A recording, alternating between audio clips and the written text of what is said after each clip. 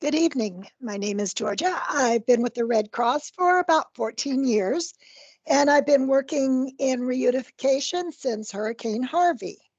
So that's where I got my start. I was actually deployed to Hurricane Harvey, working in one of the large shelters, the George R. Brown.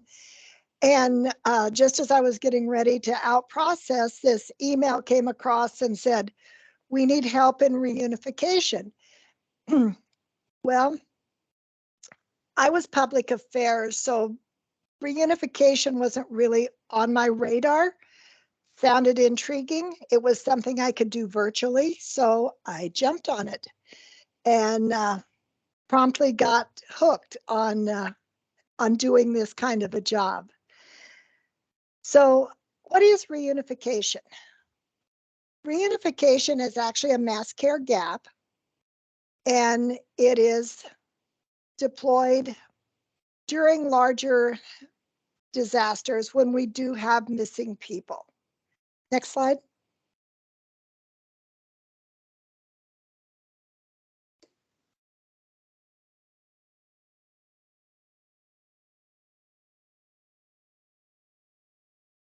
There we go.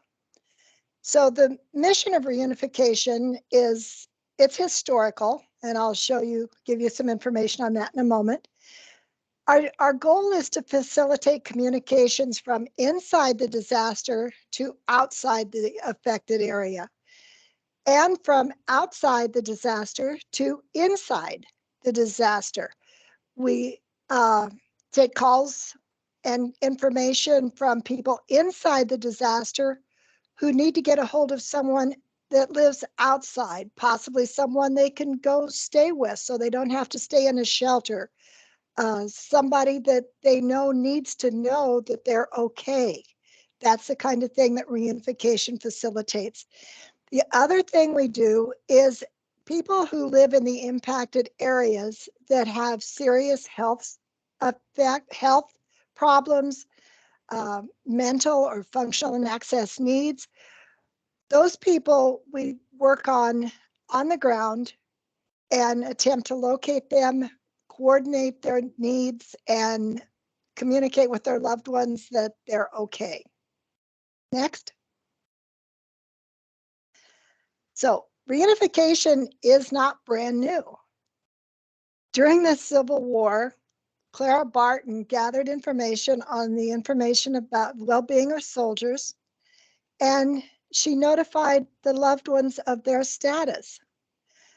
We do the same thing today. We just have better tools, better strategies, and better partnerships.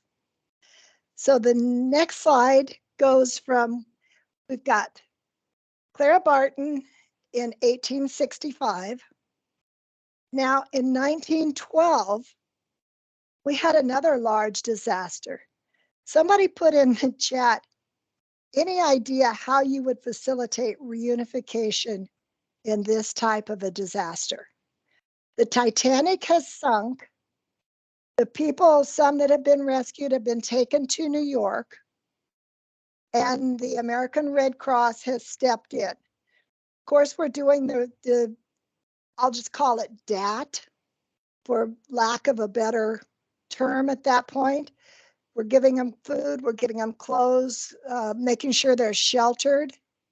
So, right, telegraph, Morse code, mail. Well, Pony Express across the ocean, Andrea, is going to be just a tad hard, but good thought. So like I said, and I would love to get my hands on this book. It just has, this is actually what we would refer to now as a job book. This is the report of what the Red Cross did during that disaster. Next slide.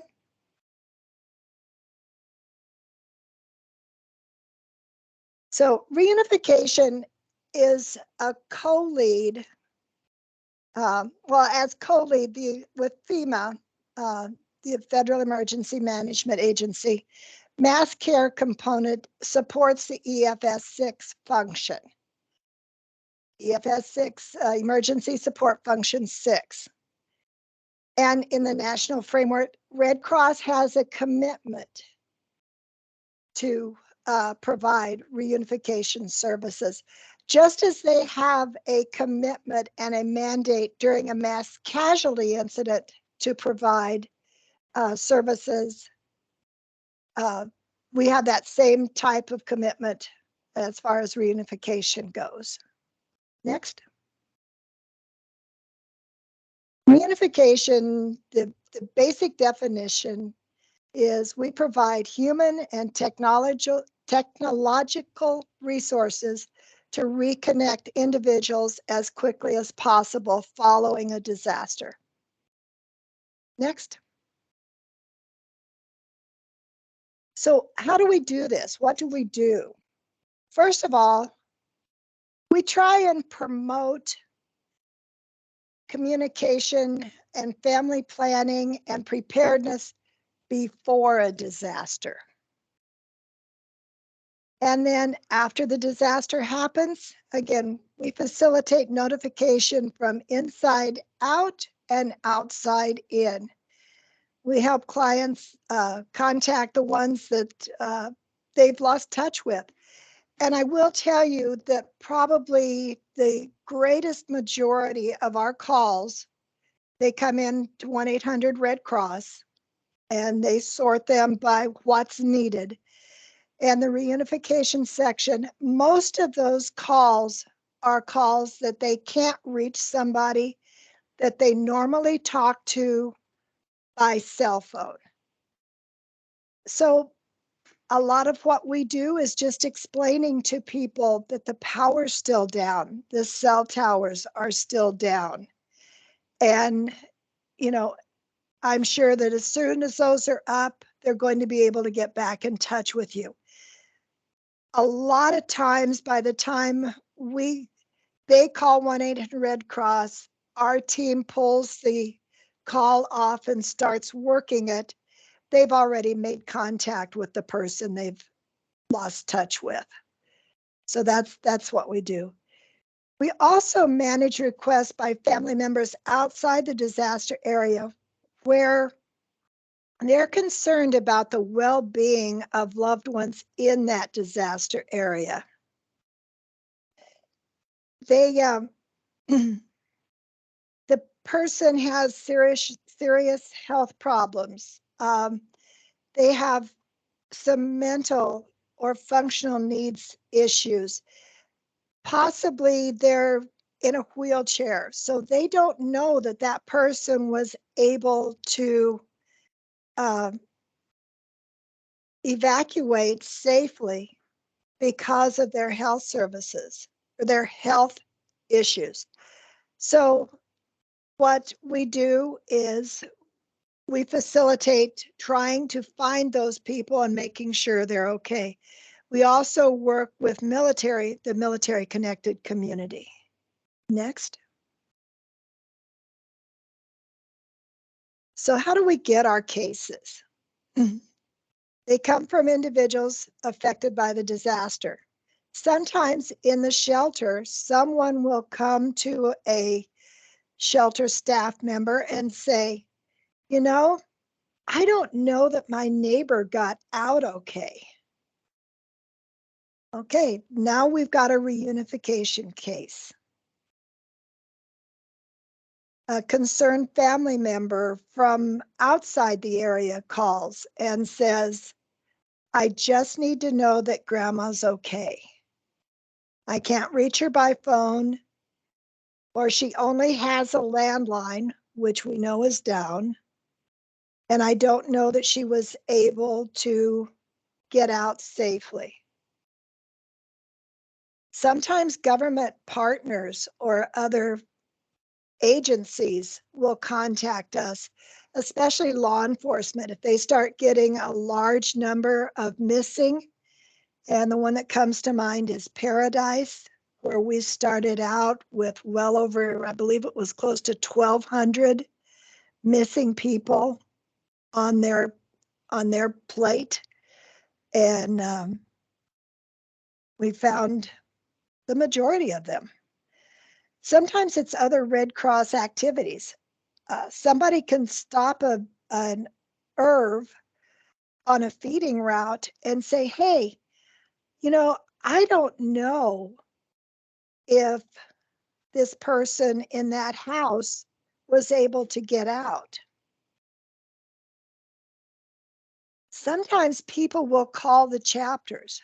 They'll call the local chapters, or sometimes they'll call their local chapter, which means if, like the tornadoes in New Orleans right now, it is possible that somebody would call the San Bernardino chapter and say, hey, I don't know how to get a hold of my aunt who lives there.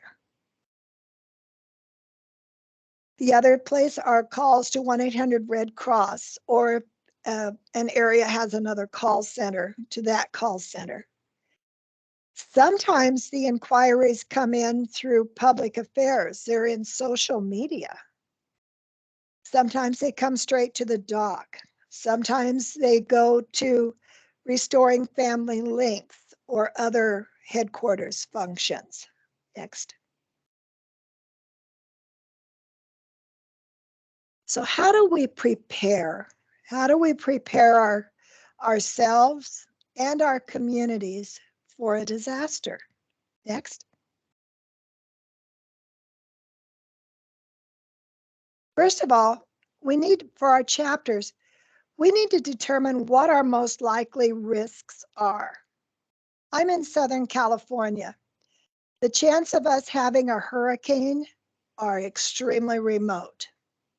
The chance of us having a wildfire are about 100%. So determine your chapter's most likely risk or risks. The other thing that Southern California or all of California, a risk is earthquakes. How do we prepare our chapters, prepare the people around us for those kind of risks? Next thing the chapter can do and should do is recruit a staff to fill a number of two-person field teams. It should consist of one SV or possibly an SA and one reunification lead. Let me stop for just a second. Vicki has a great question. How does Restoring Family Links different for reunification? Restoring Family Links is primarily international. Reunification is stateside. That's the biggest difference. So people that are coming to our southern borders from Ukraine are being referred to Restoring Family Links, not to reunification, because Restoring Family Links is going to be able to reach back to Ukraine or to Poland and try and find the rest of their families that possibly they had to leave behind. That's the largest difference. Okay, Vicki? So thank you. The other thing we need to do is train our staff to utilize the Emergency Welfare Inquiry, the RFL log.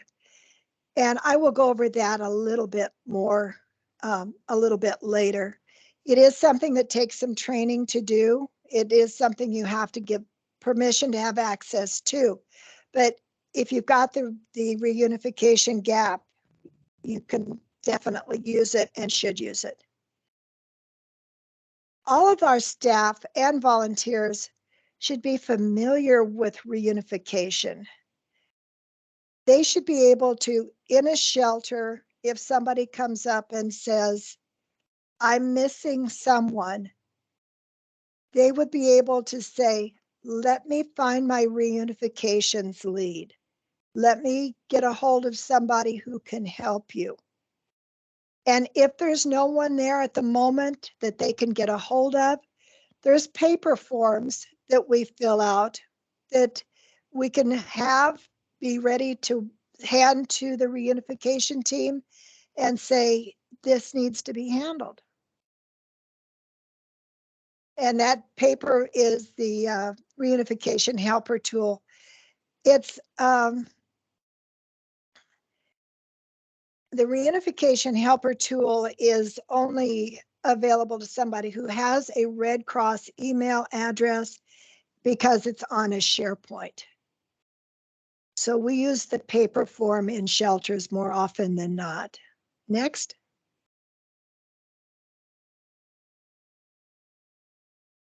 Georgia, Who says, on there says if you can expand a little bit on the two-person field team and the expectations. Okay, so the two-person field team, those are the people that are going to go, let's say, use the scenario, you've got someone in the shelter that doesn't know if their neighbor was able to make it out. The reunification team has exhausted all their other resources. They've checked the shelter logs, the person's not there. They've checked hospitals, the person's not there. So now they get in their car when it's safe. Now, this isn't something you do in the middle of a hurricane. This is something you do after. So you get into your car, you drive to that person's house, knock on the door. If they answer and you know they're okay, that's great. If they don't answer and you check with any neighbors that have stayed in the area and they didn't see them leave, then we would get law enforcement to come out and do a safety check on the inside of the house and make sure that they weren't in there and injured. How long does a name stay on the RRL? Until the case is closed, until we've been able to track them down or determine, sadly enough, that they did not survive. The two-person team should be an SA and a lead. And I'll talk about safe and well in a little bit, Michael. But yeah, we have lost access for that safe and well site temporarily. If we don't get the Australian system back, we have budgeted for the build of a new system in our next fiscal year. If they don't survive, do you notify the ICC team? Yes. But we never notify the family. We do not make death notifications under any circumstances. We can stand by with law enforcement while they do it. We can have ICCT stand by with law enforcement, but we do not make the notifications. Okay, so preparedness activities. We can put reunification in home fire campaigns. We can talk about how to prepare. We can put it in the pillowcase projects or prepare with Pedro or be Red Cross ready. Just make sure that that family communication plan is incorporated in all of our community tools. And ICCT is the Incident Care and Condolence team. There are the team that goes out. Sorry, Jimmy, I know I'm bad with acronyms. So reunification planning tools is something we can use just like this class. This is a preparedness. You guys are going to know a little bit more about what to do and how to be ready in case of a disaster. We also work with our local agencies, our local law enforcement agencies, our local government partners, so that they know that there is reunification available and how it works. Next.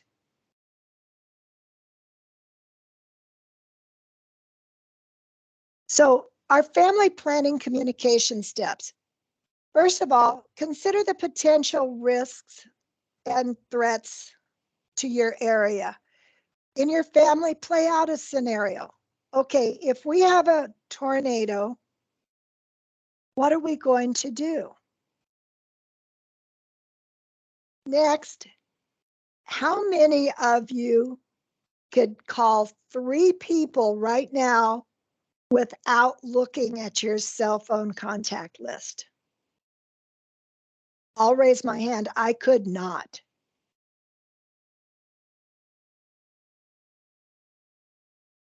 Somebody can. Good.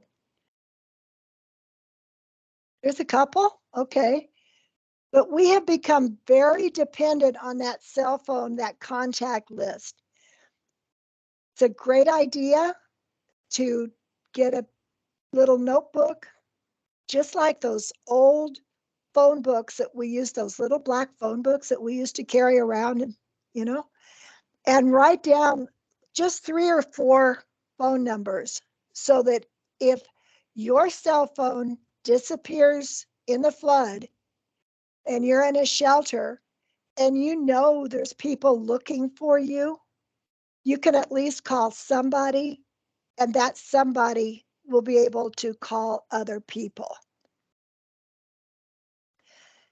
For a family, identify all the ways you can communicate. One great thing is to have that out-of-state contact as your family's primary communication contact. So have them, you make sure that you've got their phone number. You call them, tell them that you're safe, that your family's safe, and then let's say one of your other relatives needs to know you're safe.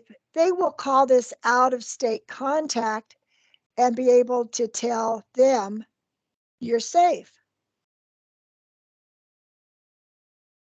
And if nothing else, learn and teach your kids how to send the text 4 letters.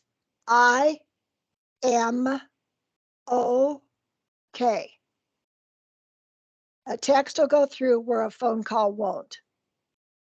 So teach your kids, and remember that I am okay.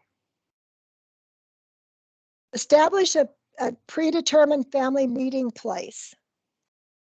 And it's sometimes a really good idea. Somebody pointed out today, it's a really good idea that if, especially in a tornado area, get 2 of them. Because if the first one's destroyed by the tornado, you need to have that second meeting place. And then practice your family's plan. Make a commitment to practice. Next. So do we have pet reunification? Not yet. I will tell you that it has been on the docket a few times to try and get it done. But so far, no, we don't have pet reunification. So prepare your pets. Make sure they've got a collar on with a current license. Chip your pet so that if they're lost, they lose their collar. Any vet, any animal care and control officer can look at that microchip and get your contact information. And keep a current picture of your pet. One of the coolest things that happened during Michael was we had a reunification team that had been out all day doing house checks. And they decided they had missed dinner at the shelter or missed dinner at headquarters, so they just pulled into a fast food place. And there was this dog in the parking lot. You could tell the dog was scared. So they picked up the dog, took it back with them to the shelter. Well, lo and behold, there's this 5-year-old girl that she was just beside herself because that was her dog. They had been separated in the storm, and without knowing so, they did pet reunification right there. Yeah, copies of your pet medical records are very handy also. All right, next. So I'm going to go through some of these a little bit quicker. Responding to welfare inquiries. Next.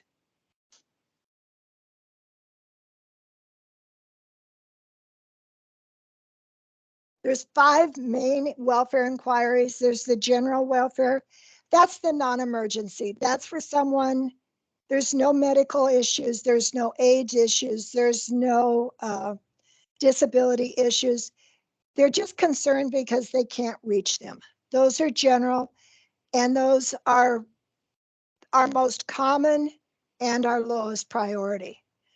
The emergency welfare inquiries, the EWIs, they're about someone in the affected area who has a serious pre-existing health condition or functional access needs. These are the highest priorities.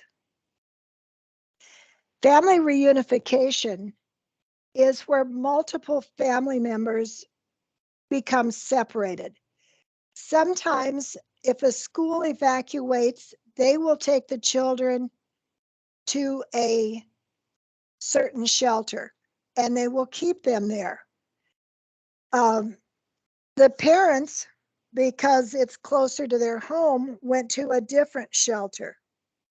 So now we need to reunify these families, and that's easily done with shelter records.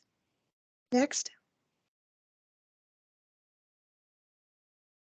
Military inquiries is any military connected person, active, reserve, National Guard, retired, veteran, or their family members in the affected area. They receive the same priority as an emergency welfare out of respect. Very important people, VIPs. If a request comes in from a partner organization, elected official, or Red Cross leadership for a missing person, we handle those. If there's a need for it to be an emergency welfare inquiry, we'll handle it like that.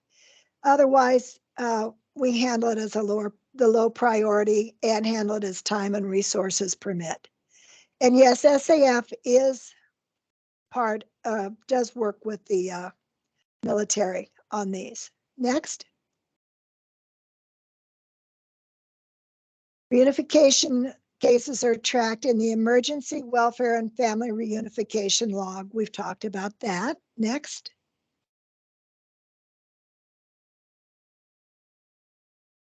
And there's ways for excuse me.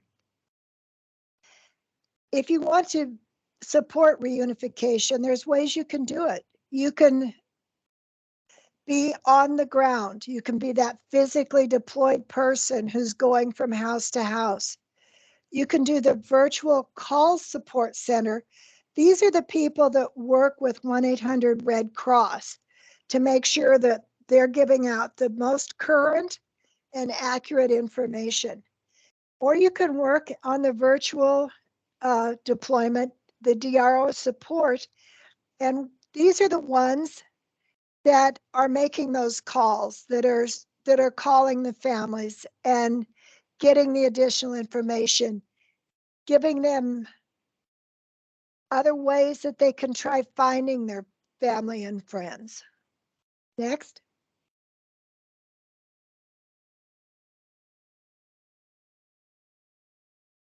So during a large scale, a field team is deployed and they work under the guidance of the reunification manager or reunification lead at headquarters.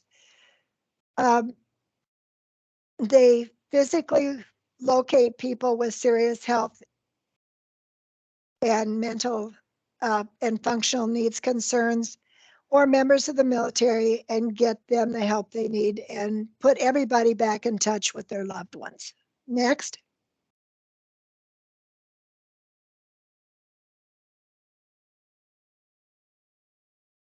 Okay, this is just, go ahead to the next slide. How do we search? So one thing we do is we go into RC Care and look for people. in the chat, give me a couple other ways you would advise somebody to try finding their non-critical, non-emergency missing loved one.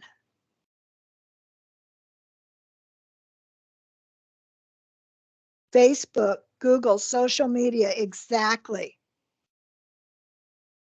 It's amazing how connected we all are to social. Another thing are ham radios. And somebody brought that up earlier in the chat. They do a great thing. Sometimes just sending them an email. Oh yeah, snail mail. Excuse me. Send them a postal email, a postal mail, not an email, a letter with a stamp on it. Sometimes that's a good way to do it.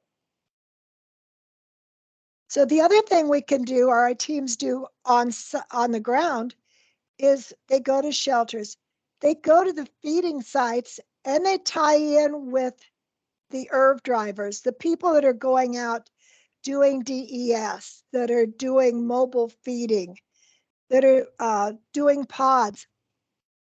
And we let them know who's missing, or ask them if they've had anybody come to them and say, can you find for us? The other thing we do is we do check the hospitals. We go to the homes. In partner engagement, we work with law enforcement. We work with the morgues, and that's the sad part. And we have had some fatalities in some of the disasters. So the Red Cross usually has a fair, there's a question in chat that says hospitals are sometimes reluctant to let Red Cross know if a patient is there. They will be by phone. If we go in person, no, they are pretty receptive. Another health, public health, yes. Okay, next slide. So what systems and tools do we use? Next. None of those pictured, by the way. RC Respond, the Reunification Helper tool, the Emergency Welfare and Family Reunification Request Log, the Volunteer Global Connect Reunification Group Share, and Microsoft Teams. Because Microsoft Teams, we usually set up a team, a team for just reunification. And we put information in there that we can share. Next. Because we don't have Safe and Well anymore, we have gone to what's called the helper tool, which is basically just a form that we can fill out. It's a Excel type spreadsheet that we'll be making available on a disaster, where you can enter people that need to be found. We use paper forms, sometimes just a piece of notebook paper and a pen, and scribble it down and hand it off to the reunification team. And then, of course, 1-800 Red Cross.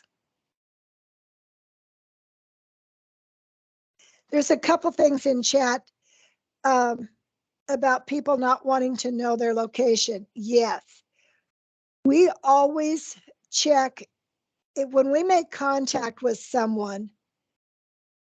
We ask them, we tell them who's looking for them, and then we ask them if they want us to let them know that they're okay and where they are. Sometimes they will say no. And we get that mostly in domestic situations where people are looking for an ex-spouse for some reason. So we do always ask, is it okay if we let them know that you're okay? And if they say no, then we just get back to them and say, no, you know, we don't, we just say no. There's no information we can share about this person. So unaccompanied minors and separated children. Next.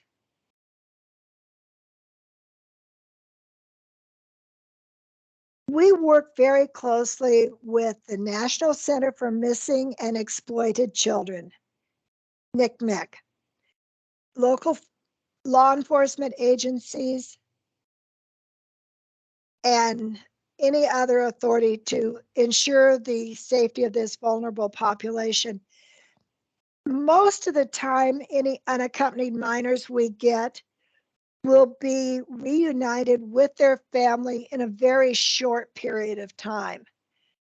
There are occasions when there are children that have, for some reason, just been abandoned.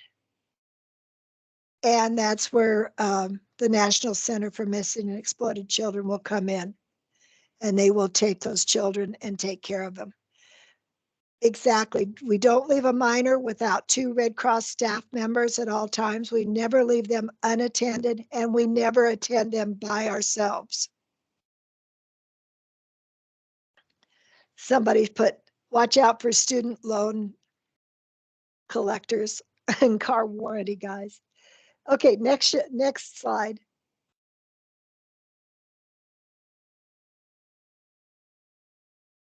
So what can you do? Take the reunification fundamentals. It's not a long class, it's on edge. And just look and see if it's something that you think you might be interested in. I'm sorry, the training that I put in here when I put later this week, it was this morning, and I apologize. So I will let everybody know when the next any trainings that are going to be set up are. Work with your DPS, DPM, DWE to make sure you've got the correct training for your reunification gap if you're interested in being involved in this activity. And again, this is one of those activities where you do not have to physically deploy. It's one of those where a good part of what we do is done virtually. Next.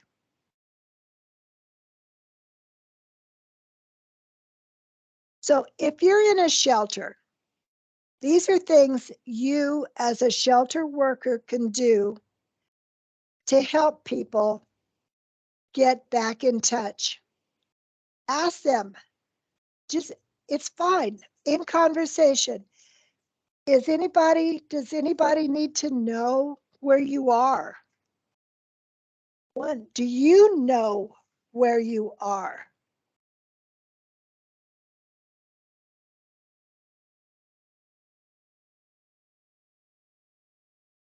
Do you know where you are?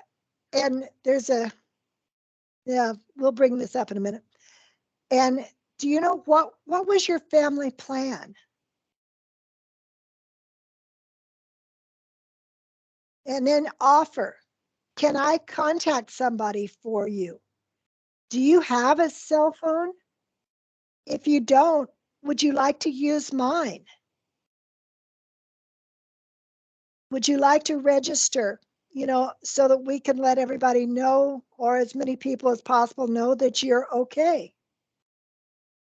Or would you like Red Cross to contact your loved one for you?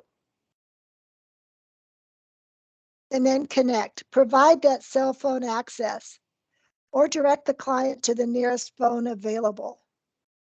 And I don't know of any shelters that don't usually have a cell phone. And please, let the clients use them to make those contacts.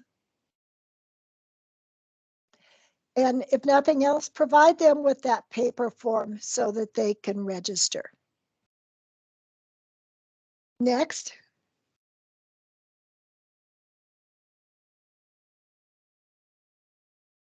Okay, so let me tell you my war story.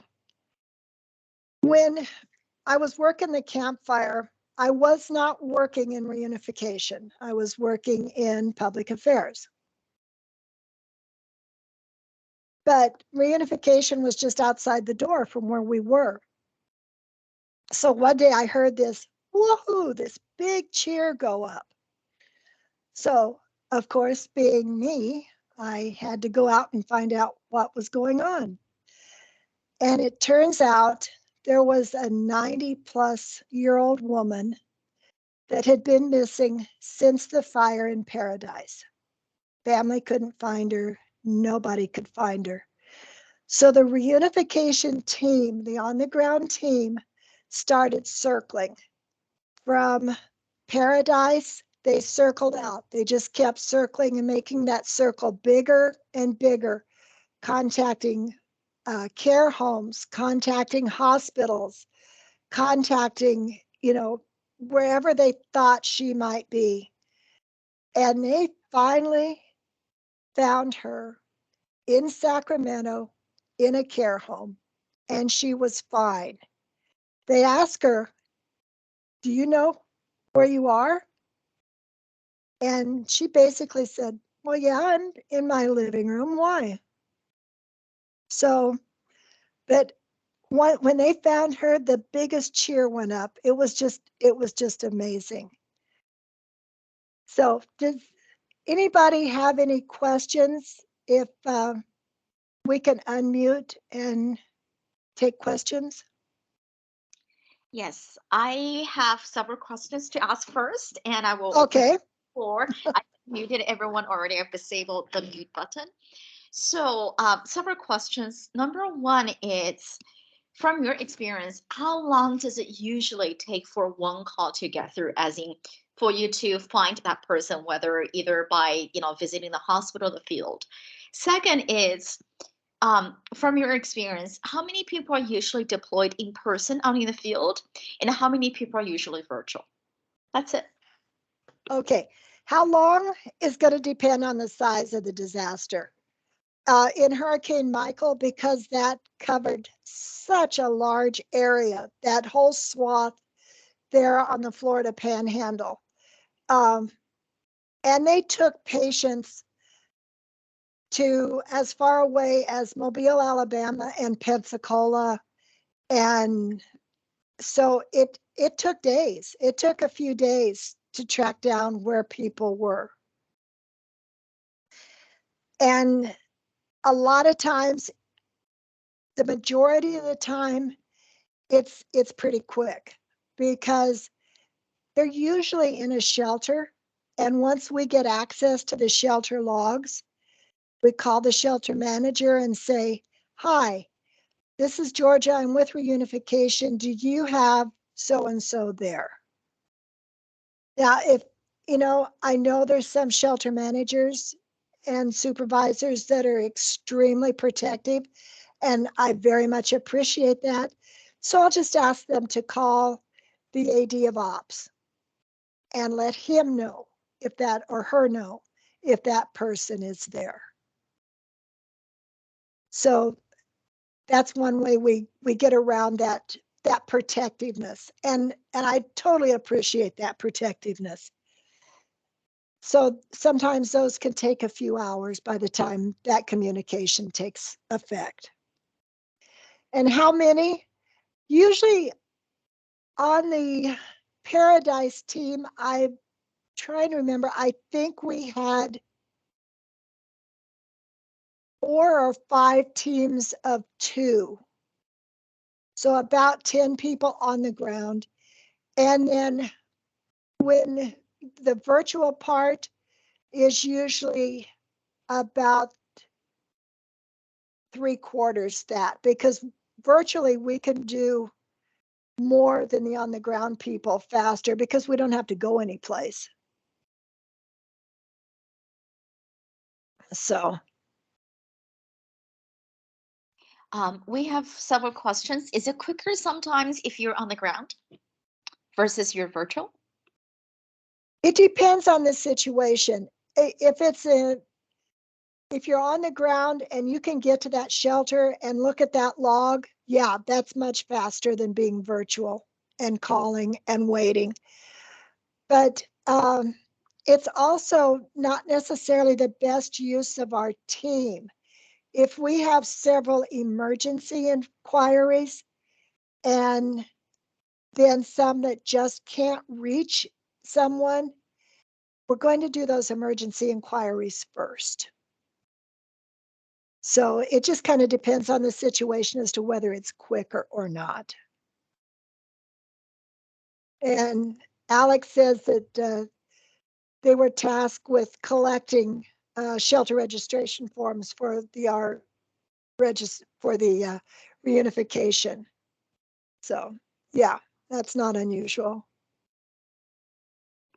So I'm going to combine this question. So Julianne is asking the question, says, wouldn't it make more sense for the shelter managers to keep logs on SharePoint for unification to view instead of calling each shelter? And I'm going to ask additional question on top of that is, what can shelter supervisors do or what can shelter managers do to help unification to make sure that, to help them in order for them to do their job? It would be great if there were a tool on a SharePoint that we could use, but to the best of my knowledge, even though they have tried some, there's a problem with security and making sure that the client's information stays secure, putting it on some of the SharePoints. Georgia, So, yes. Georgia, I've asked for a separate form to be put into the packets at registration so that when the reunification teams are on the ground, they just pick up the reunification form and then data enter it into RRL. Or not RRL, but they take a look at it. They upload it. Yeah. Yeah, we could do that. The paper forms could actually be given out to each client as they walk in, each family, and have them fill that out. We could pick it up and then do a computer entry later. We did a lot of that in Michael because there wasn't any connectivity. And yeah, Heidi, it is sometimes frustrating not being on the ground. I'm sorry, Michael. Yeah. Okay. Next question. We our lovely Deborah Smith said, wouldn't a congregate shelter database app help? It absolutely would. Absolutely. But at this point, we don't have one that we're using. Right. We do, Lori, I saw your hand up and it went down. Do you have a question that you want to come off mute?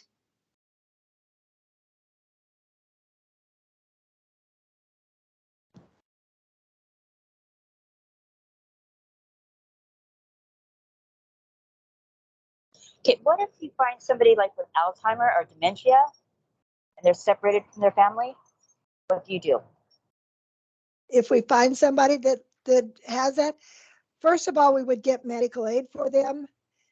And then we would make sure they were taken to a safe place. If the family's local, we'll get them back with their family. If they're not, then they would be taken to a care place, a care center, a hospital, whatever's appropriate at that time for them to be taken care of until family can come and pick them up or until their caregiver can be located. Sometimes caregivers and their patients get separated, and it's the caregivers that are calling.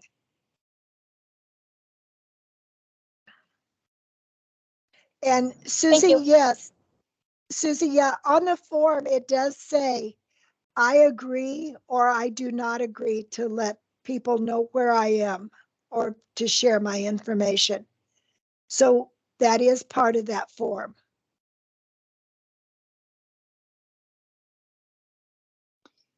So we have Michael said he does recommend everyone to get their GAPS, which is group activity position. There's a great feeling of helping relieve the stress of the missing persons. Lauren said that registration increase should be on the registration itself. And I do see another hand, and it's Karen. You want to come off mute? Yes, I just wanted to share that. Please remember, we also have disaster health services, disaster mental health, as well as disability integration to support those individuals, the shelter workers who are working with individuals that have needs, and you can definitely refer to have something immediate happen. Autism, that's pretty heavy duty, people with sensory processing issues, people that are really distraught looking for, a relative, a loved one, a pet that's gone missing. So please remember, I'm just sharing that those are other resources that we have too that are there and they're immediate. Thank you. Right. And don't forget spiritual care. Definitely, it's a teamwork. We're not, mass care is not only mass care for ourselves. We need everyone's teamwork to be able to function. Don't forget Right. spiritual care is first. very important too. And for those people that didn't understand about ICCT, the individual, it's when somebody dies and it's a team again. It's mental health, it's usually health services or spiritual care and a caseworker. And lots of love, compassion, and reaching out to try to help those. So thank you.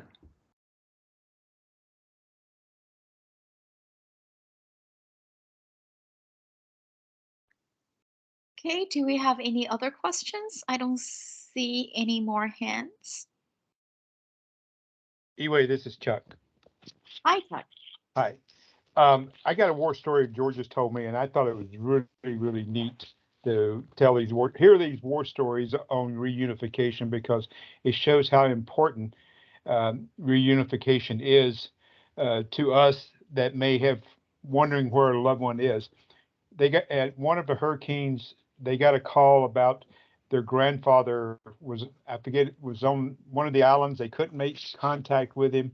They were really concerned about him, and he was an elderly individual. And so reunification people finally got hold of him on the island.